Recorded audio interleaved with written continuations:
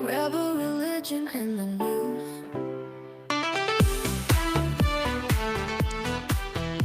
Welcome to Religion in the News. I'm Jerry O'Lennon. The big story this weekend was Sunday night, USC, the mighty Trojans. My alma mater picked up a win against LSU, first game of the season. That's why I wear the shirt. And you'll always know if USC wins over the weekend because on Mondays I wear one of my USC shirts. Fight on. That's our kickoff. Is that why your shirt's so clean? That's why it's clean this time. Yes, that's right. They hadn't won in a while. That's exactly right. Welcome to the show. It's Labor Day. And so people are off today, and this is the day, it's Labor Day, but you're not supposed to work. You're supposed to take it easy, I guess. And with me is my co-host, Alfredo Romero, Rock of Life Fellowship, the pastor there, and also Pastor Brandon Merrick of Our Savior Lutheran out of Paradise. It's Labor Day, and you know what I noticed? I was thinking about when God started the world, he worked. He was setting, I think for he was 6 days. For 6 days straight, he worked. And sometimes I wonder, do you think that we should be working 6-day work? Does God think that we should be working six-day work weeks instead of just 5? I'm kind of curious. What do you think? You know, I brought this up in church. I talked about this a few weeks back. That, you know, God had a 6-day work week. We're kind of soft. We're talking about a 5. But yeah, some people are talking about a 4 and jokingly- work from home too. Yeah. Well, and there's all that, you know. But, you know, and there's mental work. I mean, there's, you know, designing and that sort of stuff, mathematics. But yeah, then there's the physical labor. And I think that, you know, we talk about Labor Day, we're talking mostly about the physical labor, the movement that came out, manufacturing and that sort of thing. And, you know, the laws surrounding that, you know, to sort of help people so they're not being taken advantage of and abused by, you know. The formation of unions and that kind of thing Mm-hmm. has been very good, and it's been good for the country, and it's great to celebrate that. But when we think of labor nowadays, you know, I hate, but we're old people, so we like to pound it into the ground that young people don't work as hard. Get off my lawn. Yeah. You're never getting that ball again. It Yeah. comes into my yard, it's mine. It's young people nowadays. You were telling me, you know, you see some people on Instagram and things, and they're like, they can't believe they have to work so hard. Yeah. It really started a lot after COVID. You know, when people were locked down and they're working in their homes or they weren't working at all. But suddenly you start seeing this influx of Instagram videos. And I know, God bless the young people. But there was a couple of videos that were posted by people probably in their early 20s. And one was this young lady, this poor thing, and she's complaining, I worked 8 hours today. I was there, and I got to do this 5 days a week? Yeah. And, you know, I get home, and I have to do this. And I have to go to bed. And the next day, I have to start all over again. What has caused this? I mean, it wasn't that long ago. I used to like to think it wasn't when I was a young television reporter, and I would work. The laws were different then. I would work on my own because I wanted to make it in the business. I'd work 10, 12, 14-hour days, get paid for 8, and think I was the luckiest guy in the world. Yeah. And of course, looking back, I realized how foolish that was. But there used to be a work ethic that doesn't seem to exist nowadays. Nope.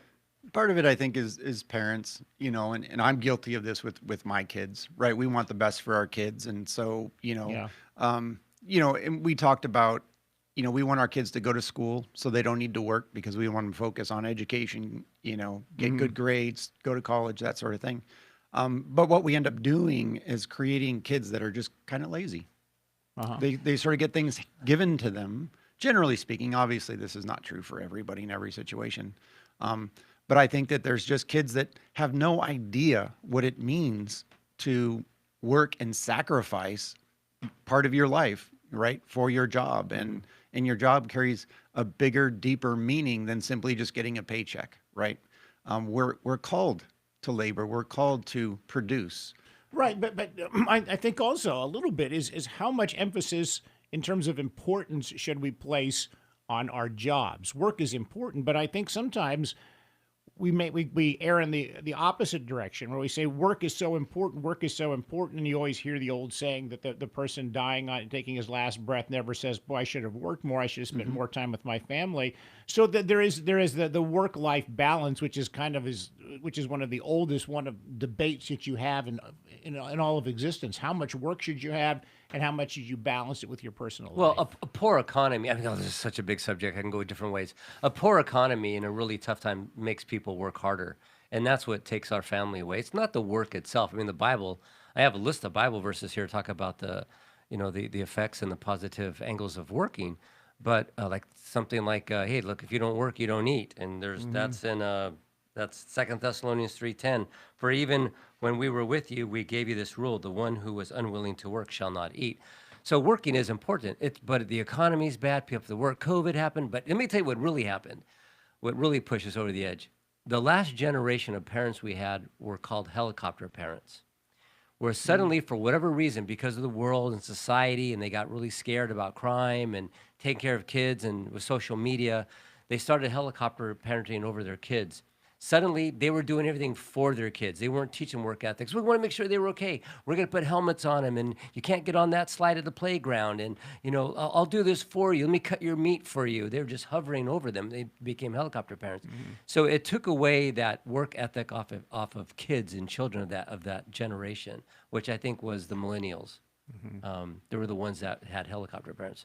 That's just one of the reports I read. Helicopter parents had a big part in getting rid of the work ethic of their kids. Yeah, yeah. Dang parents, what's wrong with you guys? Come on. Yeah. When do you actually? Is there a point with your children where you say, okay, yeah, like the Bible says, you don't work, you don't eat. Obviously, you don't want your kids not to eat, but is there a point where you have to say, okay, you are on your own and that's it? Yeah. Go ahead. Take it away. There is. I mean, and just as you're raising kids, right? They need to be taught that they need to work. Yeah. We weren't big on allowance because, if you're eating the food, if you're living in the house, you should be participating in cleaning that house and doing things around the house without expecting to get paid because and when you get to eat. Yeah, when you went to Disneyland or Knott's Berry Farm, you bought him a souvenir, and that was that took care of that. Yeah. Well, and there's birthdays and Christmas and all those others. Yeah.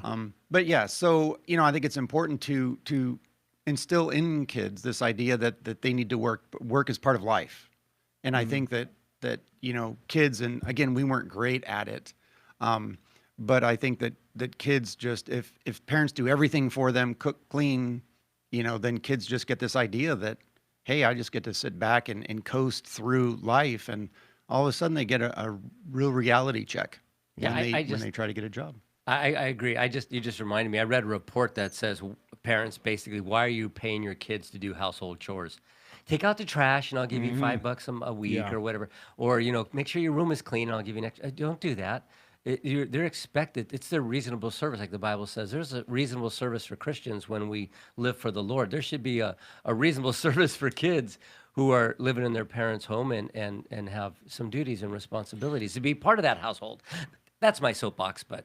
Well, what I notice, and I don't want to give private information about my kids because they'd get really upset. But there are kids that that appreciate working because they're not reliant or dependent on their parents. They have independence. Well, sure. Not having to ask, mom and dad for money gives them a great sense of power and a great sense of self-worth. Yes, self-worth. I don't need mom and dad. I'm going to go to the taco truck and spend $20 with my friends at the taco truck and not going to worry about it. You know what a liberating feeling it is? Yeah. To be an independent person. Right. That I can take care of myself. And that's going to make me sound really old. This generation has no idea what we went through. Oh, my goodness. Yeah. I don't know. I got married, so I didn't have to take care of myself.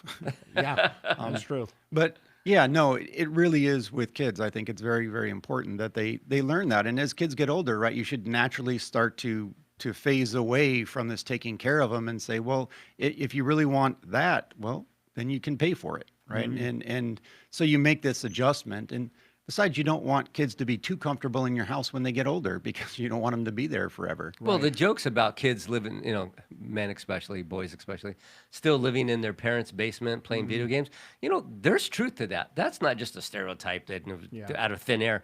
It's true. I know people that still have 25, 35-year-old sons living with them. But I will say this. If I do hear about families, and more families, maybe because of the economy, where the kids will say, I'm going to stay at home And I, for instance, I grew up in a really nice area of Southern California. It wasn't really nice at the time, but it became very well. The house that I grew up in is worth about $1.5 million. When we sold it, it was worth 1/10 that. Okay, so don't think we're rich, but I have a neighbor friend who I grew up with as a baby, stayed with his mother's house, took care of his mother and father, worked, stashed a lot of money away, and his mother eventually died. He's in a $1.5 million house. Plus, he saved all this money, and so I sometimes I wonder if a family decides to, if it was a large enough house and a nice enough house, why not have some kids I could see staying at home and having that as an anchor, and having that move on to the next generation. Yeah. Yeah. Go In, ahead. in this day and age, I'm just saying that's Certainly. what I agree Right. with that. I've heard of families doing that, and it's not for us to judge. But in this economy, it is hard for kids to move out on their own. Oh, it it's is. very, very expensive. And especially Right. if they're just coming out of college, they probably don't have much money and they're probably not making much money. And so Right.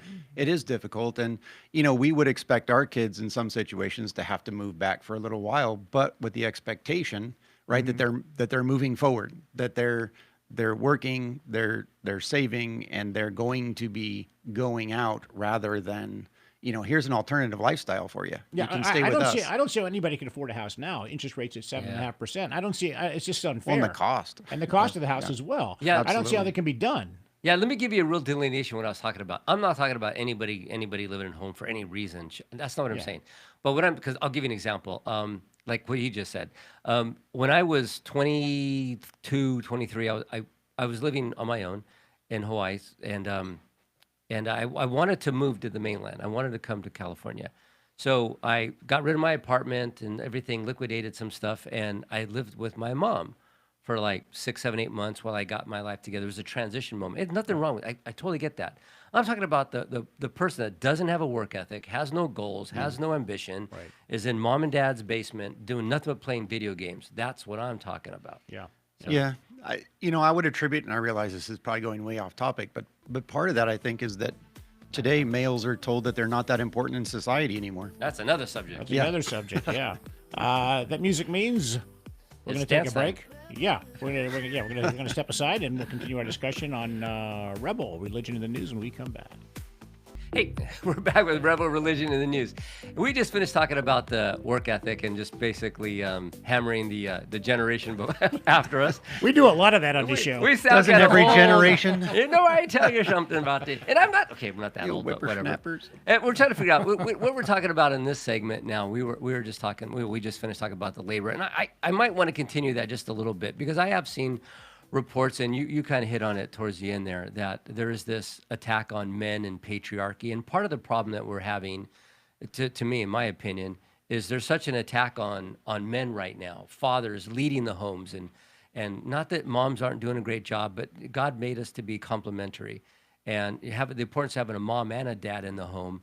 And that's kind of what you were just saying, that there's an attack on men. And I will tell you, my mom and dad were divorced when I was 3.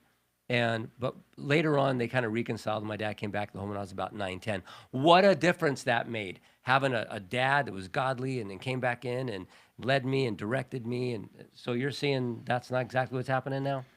Yeah, I think more of it has to do with, way back in the feminist movement and women who go out and get careers. And then you have, if you do get married or cohabitate, whatever you want to do, then you have 2 people with careers. And that's like, well, what do we do about kids? Do we want kids? Well, they're just going to get in the way. But if they don't, then it's, well, I guess who makes more money? That's the person who stays home. And you see this slow push of men out of their roles, their God-given roles as being head of households. And I think that, part of it's a motivation. And I think it's mostly motivation, right? That I just see some men and some people that I know in sort of those roles, and they're just sort of lost. They don't know what to do because, they're not to lead women, they're not to lead families. And, they need to give way to women and other folks in the workplace. So, what do they do? And so someone without direction, someone without motivation is going to sit on the couch and play video games. I don't know. Yeah, that's what I'm saying. We talk once about watching these podcasts where like a Christian gentleman has women and they're interviewing them. One of them is called Whatever, and it's kind of very unfiltered. Yes, it is. Yeah, it's very unfiltered. But one of the gentlemen that leads is a Christian. He's always challenging women. And there was another podcast that's similar. The point is this: they were talking to these women that wanted to be independent. Look, I don't need a man. I don't need somebody. I can raise my kid by myself. I can do this. And they said, well, what do you look for in a man when you do date a man? And they said, well, I need somebody that's strong and do you want somebody taller than you? Short? Oh, he's got to be taller than me. Should he make less or more money or equal? No, he's got to make more money than you. And if something goes on at night, who's going to go check out the noise? Well, he will. And so what you're basically saying is you want a leader. You want somebody to care for you. You want a protector, a provider. Is that true? And they're kind of like, oh, no. But the bottom line is this is a godly role that we've been giving man and women. Yes, you can debate the equality thing. In God's world, he made us both humanly, spiritually equal, but the roles are different. What my responsibilities are different than a woman's roles and responsibilities.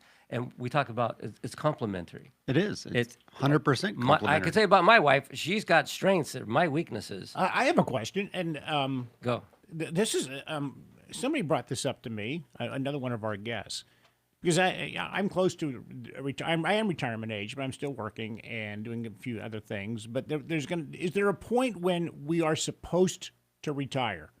Is there a point where you're supposed to not work? Or does God expect us to work every day until we can no longer work? I believe there's a scripture somewhere that says, age 50 or somewhere. I think there is. But that's, neither here nor there. Is there anything inherently wrong with saying, you know what? I put in 50 years in the workplace. I'm 66, 67 years old. I'm done. I don't want to work anymore. I'm going to relax and just enjoy the remaining years of my life. Or does God want us to say, all right, yeah, you've worked hard for 50 years, but you know what? You're not done working yet. I expect you to keep working and doing something and being productive. What do you think his thoughts are on that? Well, we have children for a reason. The males and the firstborn male was to take over the family business, whatever the father was doing. I mean, depends on how far back you want to go, but God had put in place a way for people to retire because, again, they had kids. And so especially the firstborn son, but the sons would help take care of mom and dad. That was part of their responsibility. Of course, they get married, have their own families too, but they were to take over that family name. Well, maybe it's because I'm approaching that decision-making time in my life where I'm going to decide, am I going to take Social Security now? I'm going to wait another year, another 2 years, another 3 years, wait till I'm 70, And so part of me is asking the question because what would God want me to do? Would God be pleased if I or any of us said, I'm just going to sit and lay out by the beach. I'm going to do like Joe Biden did the last 2 weeks and just go to the California beach and lay down and not do any work. And just relax, and just we have maybe I'm being too no, I get facetious. I get it. Is it okay to say I don't want to work anymore? Sure. Is that okay? I'm not saying but I want to do that. there's a difference okay? between our calling as Christians and our vocations. Yeah. I mean, they do overlap, and we do have vocations. Those are God given, but at the same time, just because you retire doesn't mean you're not going to do anything. Well, right? Let me read this. What you talked about was Numbers 8. It's 28 and 23 to 26. It describes the retirement of the Levites, a priestly tribe of Israel. And the passage basically states, you begin serving in the tabernacle at 25, you retired at age 50, but you continue to assist fellow Levites as guards at the tabernacle after retirement. Now, you have to look at context. That was a specific duty at a specific time. Okay. That wasn't exactly a rule for everybody. They were talking about just this priestly tribe for that type of work they were doing. But if you're going to take anything from this also, when they did stop being the main workers, they still continue to serve and help. So, and you talked about, my vocation does not really tie into me as a servant of God 24/7, no matter where I am. I just had to learn that at my vocation, I was still a servant of God. When I clocked in with this company I worked in before, I was still in ministry. I was still in being a servant of God. And I didn't do that for years. I was such a heathen. But then then I started to understand, hey, look, man, I'm a servant of God 24/7. So, and that's when people started making fun of me.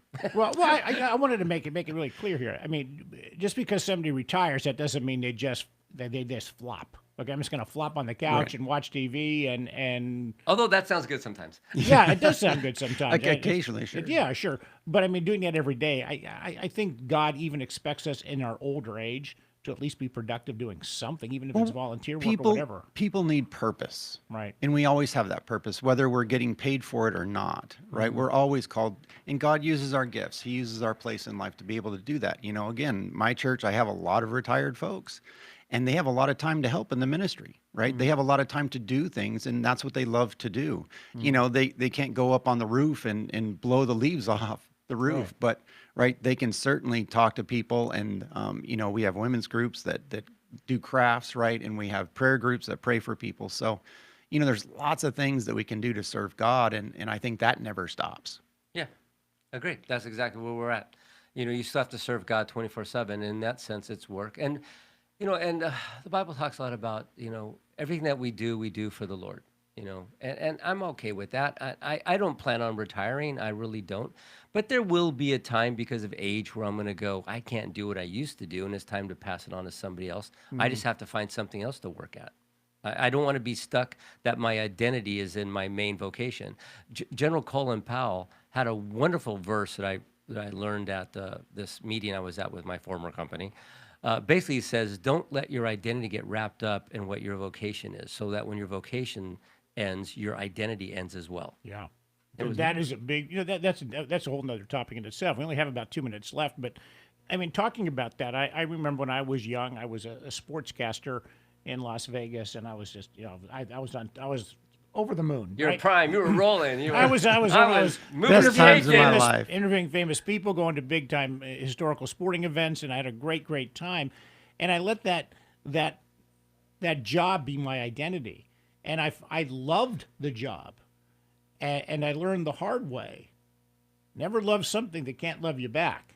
Yeah. And a job will never love you back, no matter what you think. And I think we all have experienced that knowledge, and so I think it's important to treat work as work and not overextend it and make it say it is who you are. I think that's a great point. Yeah, do you work for the Lord and not for men? Absolutely.